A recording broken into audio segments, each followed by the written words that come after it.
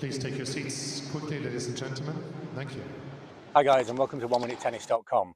In today's session, I want to talk to you about the swing path on the forehand, and I want to show you a simple and precise and accurate way for you to always have the perfect swing path every single time that you play.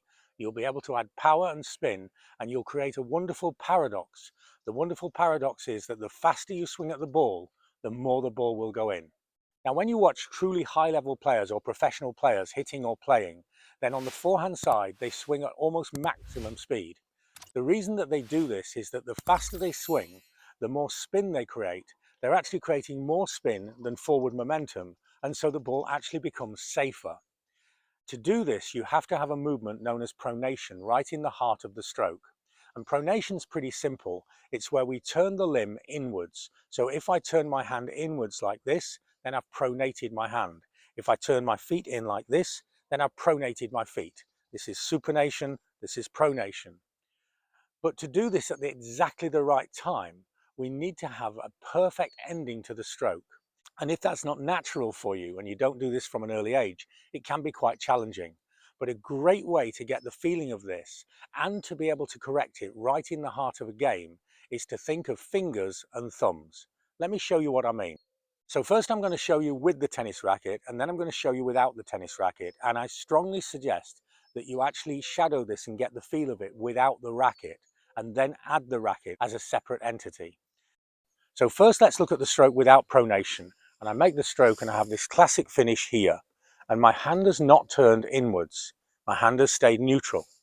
Now I'm going to change this and I'm going to make pronation.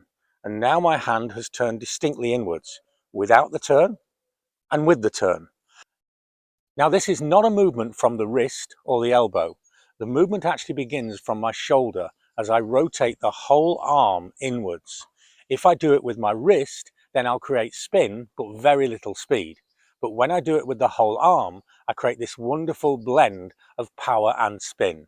And to find this, to understand it and be able to reproduce it every time, let's look at the relationship between the fingers and the thumbs.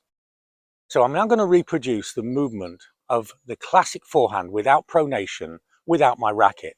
And I take the racket back and I bring the hands together, and the fingers come to the fingers and the thumb comes to the thumb.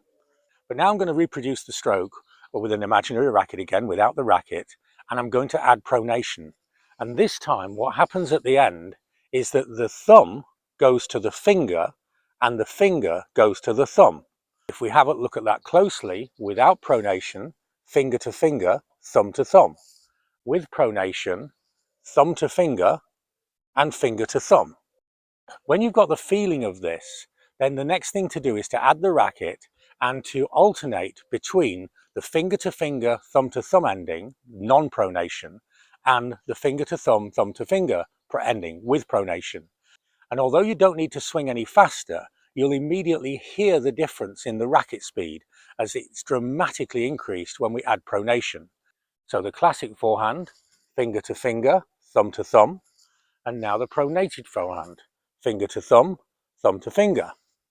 Classic and pronated.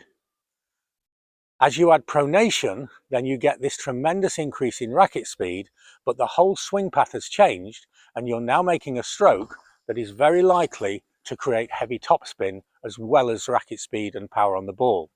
So find finger to thumb and find thumb to finger, play around with it without the racket. It's much easier to find without the racket than it is with, and then reproduce it with the racket, and you'll find that you have way more control on the forehand, and you have this great feeling that on the big points, on the really important points, you don't slow down, you don't push, you swing faster, you swing harder and more aggressively. If you like my ideas on tennis, check out what we're doing offline. I'm helping players in over 40 countries all over the world with a unique blend of video analysis and one-to-one personalized training. And check out our books on Amazon. We have books on every aspect of the game, and the books are broken down into very detailed explanations of the science of the strokes, and then super simple solutions that are clearly illustrated. Everything we do is geared to help you become the best tennis player you can be. So, don't go finger to finger, don't go thumb to thumb. Find finger to thumb and thumb to finger, and you'll add more power, more speed, more spin, and you'll play better tennis today. Thanks for watching and see you next time for more unique tennis lessons that really work.